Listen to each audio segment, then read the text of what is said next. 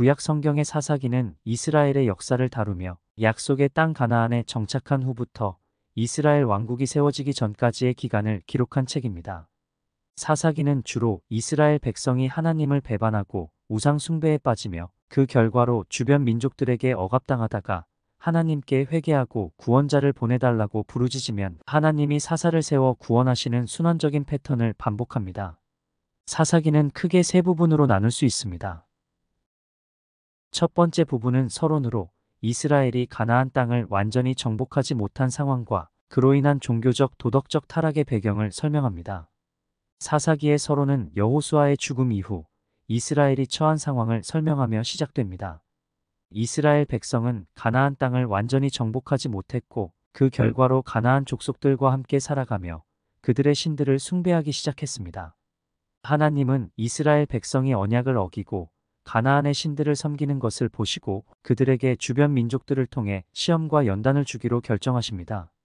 이 과정에서 이스라엘은 하나님께 불순종함으로써 그들의 신앙이 약화되고 도덕적 타락이 가속화되었습니다.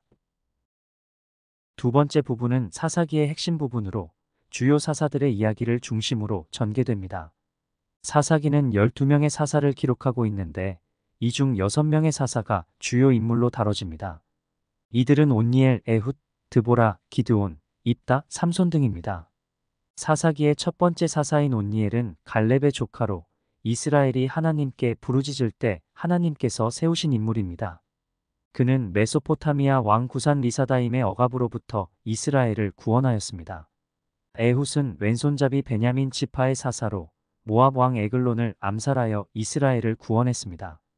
그의 이야기는 하나님의 지혜와 이스라엘의 구원을 위한 기발한 전략을 보여줍니다.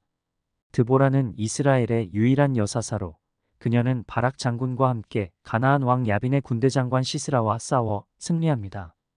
드보라의 이야기는 이스라엘의 영적 지도력과 하나님의 도우심을 강조합니다. 기드온은 미디안 족속의 압제로부터 이스라엘을 구원한 사사로 그의 이야기에서 하나님의 인도하심과 기적적인 승리를 경험하게 됩니다.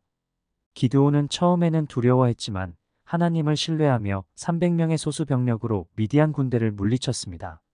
입다는 길르앗 사람으로 암몬 족속과의 전투에서 이스라엘을 구원한 사사입니다. 그의 이야기에서는 하나님의 승리를 위한 열정과 더불어 무분별한 서원으로 인해 딸을 희생해야 했던 비극적인 결과도 나타납니다. 사사기에서 마지막 주요 사사인 삼손은 블레셋 사람들과의 싸움에서 이스라엘을 구원한 인물입니다. 삼손은 그의 힘으로 많은 블레셋 사람들을 죽였지만 그의 개인적인 약점으로 인해 결국 블레셋 사람들에게 잡혀 눈이 뽑히고 고통받다가 마지막 순간 하나님께 간구하여 블레셋 신전에서 수천 명의 블레셋 사람들과 함께 목숨을 바쳤습니다.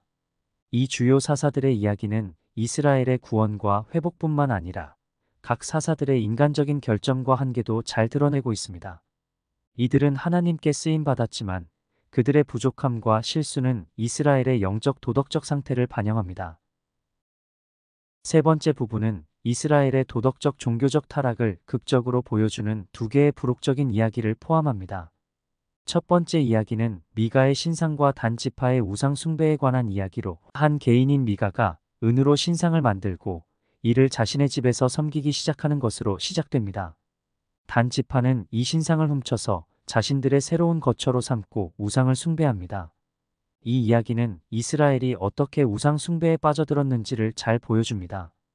두 번째 이야기는 레위 사람의 첩이 기브아에서 성폭행을 당하고 살해된 사건을 다룹니다. 이 끔찍한 범죄로 인해 이스라엘 전역에서 분노가 일어났고 베냐민 지파와의 내전으로 이어집니다. 이 사건은 이스라엘 사회가 얼마나 도덕적으로 타락했는지를 극적으로 보여주며 그때의 이스라엘의 왕이 없으므로 사람마다 자기 소견에 옳은 대로 행하였다는 결론으로 끝납니다. 사사기는 이스라엘 백성의 끊임없는 불순종과 하나님의 끊임없는 구원의 역사를 통해 몇 가지 중요한 교훈을 전합니다. 첫째, 인간의 본성은 반복적으로 죄를 짓는 경향이 있으며 이로 인해 하나님의 심판을 받게 됩니다. 이스라엘 백성은 하나님의 말씀을 따르지 않고 우상 숭배에 빠짐으로써 계속해서 어려움을 겪었습니다. 둘째, 하나님은 그들의 죄에도 불구하고 이스라엘을 버리지 않으시고 그들이 회개할 때마다 구원자를 보내주셨습니다. 이는 하나님의 끝없는 사랑과 자비를 강조합니다. 셋째, 이스라엘이 하나님을 떠나면 얼마나 쉽게 도덕적 영적으로 타락할 수 있는지를 보여주며 오늘날의 독자들에게도 하나님과의 올바른 관계를 유지하는 것의 중요성을 일깨워줍니다.